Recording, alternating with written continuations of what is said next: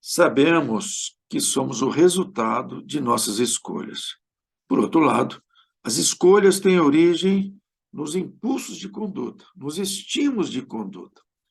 E o que é interessante é que os estímulos, esses impulsos, não estão alinhados para um objetivo. Às vezes estão até em sentidos contrários, esses estímulos. Você tem um estímulo para um lado, depois recebe um estímulo no outro sentido.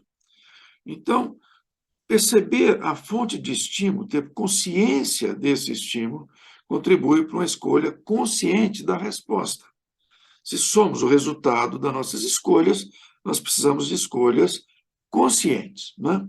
Então, esse é o tema de hoje. Então, vamos ao vídeo.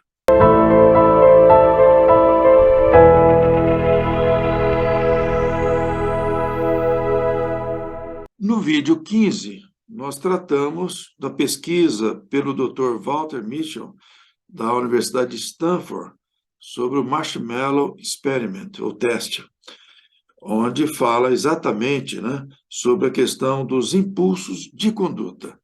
E nós vamos trabalhar, através das dimensões humanas, 10 fontes diferentes de dimensões, de fontes de impulso de conduta. E temos também que essas fontes podem ser agrupadas também em fontes de foco mais em si mesmo e foco no outro, não é? E temos dentro de nós pressões, estímulos de conduta em sentidos opostos. Então, deixar a vida me levar, eu entendo que o indivíduo poderá levar um grande susto, porque é importante o indivíduo caminhar no sentido de se humanizar, de realizar sua potência, mas se a gente simplesmente seguir os impulsos naturais, nós vamos verificar que nós podemos realmente chegar num lugar muito ruim. E agora eu quero apresentar aqui a questão, então, das 10 dimensões e mostrar que elas agem no seu todo, né? Você tem diferentes dimensões, camadas, como nós temos aqui a matrioska, que é a boneca russa, né? Você vai colocando uma dentro da outra, né? Você olha uma boneca só, mas são várias bonecas dentro dela, da mesma forma que olhando para uma cebola, nós vamos verificar que ela tem diversas camadas, mas é somente uma cebola. Então, temos esse formato das dimensões no indivíduo. O que importa destacar é que as dimensões, elas não agem alinhadas numa direção. Por exemplo, do meu crescimento pessoal, eu sigo simplesmente as pressões e vou para o melhor caminho. Não, não é verdade. As dimensões geram impulsos diferentes, né? Em sentidos, inclusive, sentidos opostos. Então, por isso a importância do indivíduo entender a fonte, né, da pressão de conduta para fazer escolhas conscientes das suas respostas. E não vamos também esquecer que no vídeo 25 falamos de valores humanos, da essência humana. Essa é a principal dimensão do ser humano. Nós demos um destaque especial nela e agora vamos dar sequência nas demais dimensões. Então, temos a dimensão biológica. E já percebemos um símbolo aqui para dizer, de um ditador, para dizer, olha, é uma dimensão ditatorial. Em geral, as dimensões são ditatoriais, mas a dimensão da essência não. A dimensão da essência é como se viesse, sugerisse uma atitude, mas ela faz uma pressão pequena. Então, também depende de atenção, percepção para fazer escolhas. Porque tem dimensões que fazem pressão muito fortes e outras dimensões quase que sugerem o caminho correto. Então, eu tenho que estar atento a essas fontes de estímulo. E, querendo assim marcar bem essa máquina que dá origem à dimensão biológica, essa máquina é considerada a mais sofisticada do universo. Vamos ver alguns números aqui tirados do trabalho do Dr. Joe Dispenza e Dr. Rudolf Tanzi aqui. Uma célula, você vê, o organismo humano é formado de órgãos, e cada órgão é formado de células. Então, veja, a célula é o primeiro ser vivo que nasce na Terra. E ela já nasce inteligente porque ela faz escolhas, ela sabe se dividir. O corpo humano possui 100 trilhões de células. Veja, é importante comparar com o número de habitantes da Terra para a gente entender esse número. Nós estamos falando de trilhões de células, não de bilhões. No planeta Terra temos 8 bilhões de pessoas. Células, nós temos 100 trilhões de células. Mas nós temos outro tanto de micro-organismos. Micro-organismos que invadem o nosso organismo. E se eles não invadissem o nosso organismo, nós não teríamos vida. Esse organismo não sobreviveria. Ele contribui, por exemplo, com a digestão dos alimentos, estão nos nossos intestinos, e então nós temos um volume de micro-organismos equivalente ao número das células, e que são organismos que não nasceram no nosso corpo, né? Não surgiram quando nós nascemos, eles foram, né, sendo absorvidas pelo nosso organismo, né? Então, a gente nem pode chamar essas células e esses organismos de invasores, né? Já que eles são parte integrante da nossa constituição, então, para a nossa vida. Então, a célula surge há 3,5 bilhões de anos, né? Depois nós vamos comparar aí com a criação, aí, o surgimento do Big Bang. E o cérebro reptiliano, que é esse primeiro cérebro que nos traz aí, na estrutura dos répteis, dos animais, para chegar no ser humano, ele surge há 500 milhões de anos. Agora, cada célula possui um DNA. Agora, gente, vamos ver o que significa o DNA, hein? Em termos de dimensão. Então, cada DNA possui 3 bilhões de pares de base adenina, timina, citosina e guanina. São ácidos nucleicos. E são organizados em genes. Então, nós temos 23.688 genes, que são grupos de sequências longas de ácido nucleico, que são essas ligações aí de adenina, timina, citosina e guanina, né? Então, a gente parece pequeno, 23 mil e poucos genes, mas estão agrupando 3 bilhões de pares, né? Que se juntam, adenina, timina, citosina e guanina. Um DNA, quando você estica ele, aquela hélice, ele mede em torno de 1,8 metros, né? Mas se você coloca um na sequência do outro, da totalidade dos DNAs de um organismo só, de um ser humano, vai ser possível nessa, como se fosse uma corda que você agora construiu, você vai poder fazer 126 idas e voltas da Terra ao Sol, né? E todos os DNAs da população da Terra cabem no espaço de um grão de arroz, né? E o ser humano expressa aí uma parte muito pequena desse DNA. Então, nós temos aí autores, principalmente Joe Dispenza e Rudolf Tanzi, são fundamentais para o entendimento da nossa realidade biológica. E as dimensões, a pressão, essa dimensão, como é que ela gera pressão? Olha, a fome é uma pressão, a sede é uma pressão, o sexo é uma pressão, a proteção do corpo, se você está debaixo de uma chuva, no frio ou no calor, né? Faz pressão para você buscar abrigo, a pressão do sono, da segurança, né? E veja, quando você não atende essas necessidades, o que acontece com o ser humano, né? Pela fome, pela sede, pela falta de sexo, né? Por isso nós falamos que essa dimensão, então, ela é ditatorial. Agora, vamos para a dimensão mental. A dimensão mental, ela se apoia, né, nos neurônios. Então, nós temos 86 bilhões de neurônios. Então, comparado com 8 bilhões de pessoas no planeta Terra, nós temos muito mais neurônio do que seres humanos no planeta. E um único neurônio pode fazer acima de 1.000 sinapses, 1.000 ligações com outros neurônios. E no neocórtex, que é a área do nosso pensamento, tem de 10.000 a 40.000 conexões. Cada neurônio é um biocomputador com mais de 60 megabytes de RAM. E aí que vem um tema importante.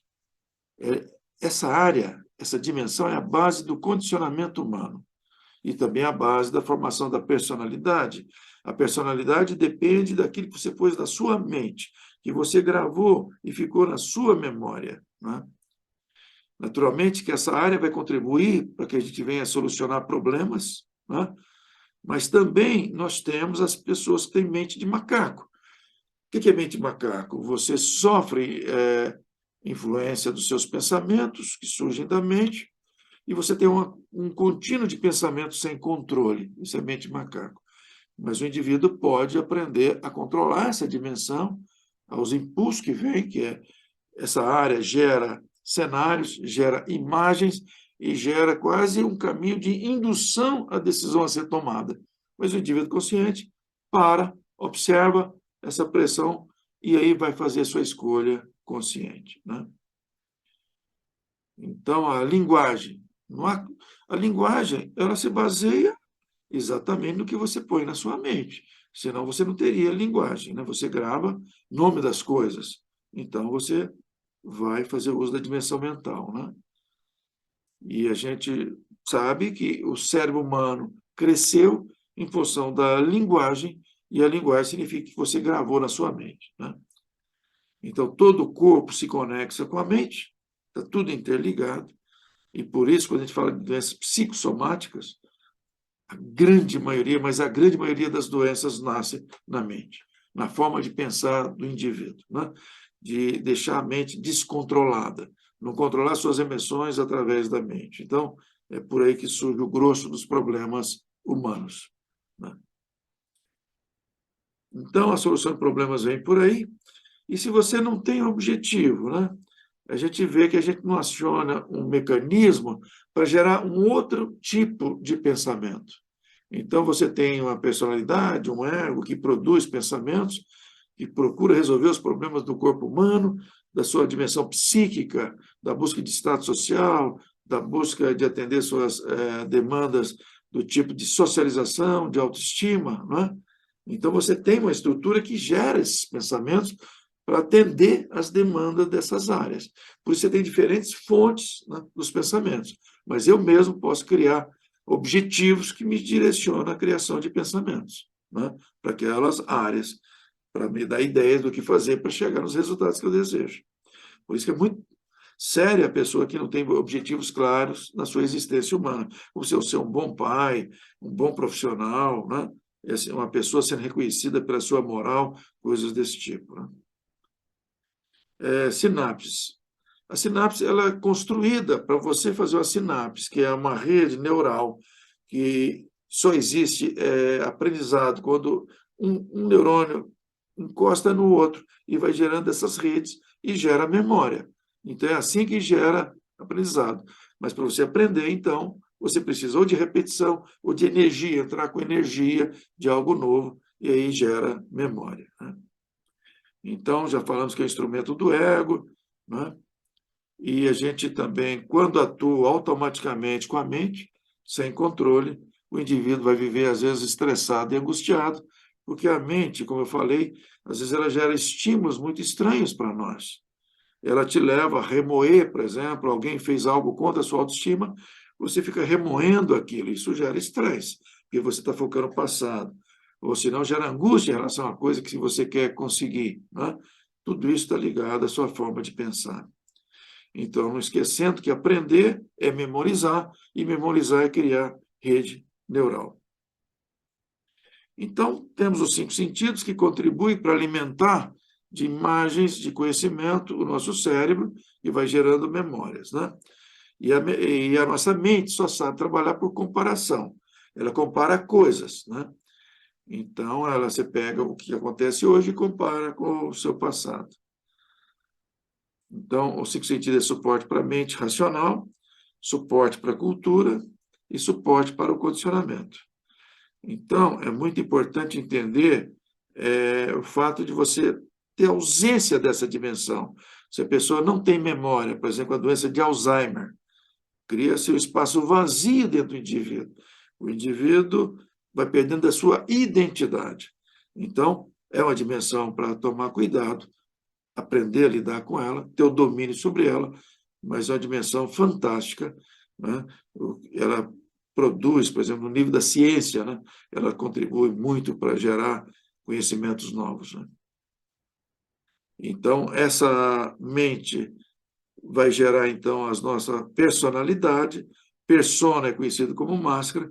O que importa é que, às vezes, eu crio uma identidade com a minha mente, com tudo que eu gravei na minha memória, mas não esquecendo que nós não somos isso, nós somos consciência, que é algo muito maior. Então, aqui o indivíduo que tem Alzheimer tem um espaço vazio no seu cérebro, né?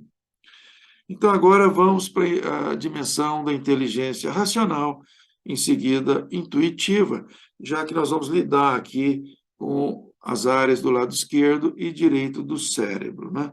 E com essa dimensão, a gente encerra aí essa primeira etapa das dimensões e depois, no outro vídeo, vamos ter uma segunda etapa. Então, inteligência racional faz uso do lado esquerdo do cérebro, ela precisa atuar com a relação de causa e efeito, né? Ela faz comparação entre o que você está percebendo com a experiência anterior, seu armazém velho de informações, o arquivo morto, e vai te dando respostas, né? Essa dimensão racional, ela é usada para construir também muita coisa, também é fantástico você usar a inteligência racional no campo da ciência, por exemplo, né? Só que a gente tem que entender que essa dimensão, ela pega alguma coisa e debulha em partes, mas ela não volta a unir as partes no todo.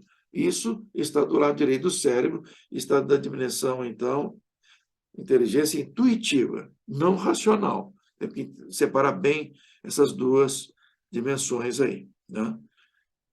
Então, ela não monta, não faz síntese. O lado racional não faz síntese. E a pessoa, para tomar decisões, ele precisa muito da síntese, né? Agora, vamos fazer aqui uma brincadeira com alguém que prepondera na sua vida com essa dimensão racional. Você pega um foguete na velocidade do pensamento para chegar no fim do universo, e chega no fim.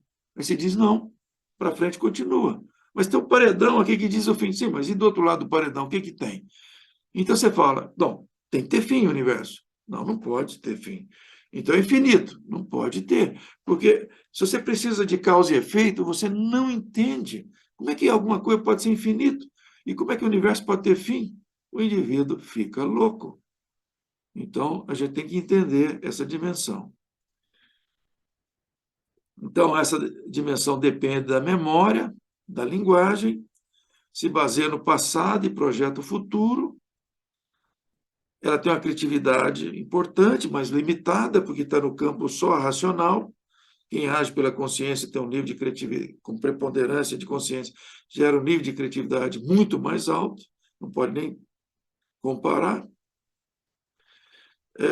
A pessoa que usa somente, né, da racionalidade, ela cria, então, baseado mais naquilo que já é conhecido e no passado, sofre forte ruído mental, porque a pessoa vive, às vezes, no ambiente psíquico, que é um ambiente virtual, e corre o risco a pessoa só viver nesse campo interno, não percebendo que ele nunca está no momento presente, sentindo a vida, né? Porque está só preso ao ambiente virtual da sua mente, né? Do seu lado psíquico.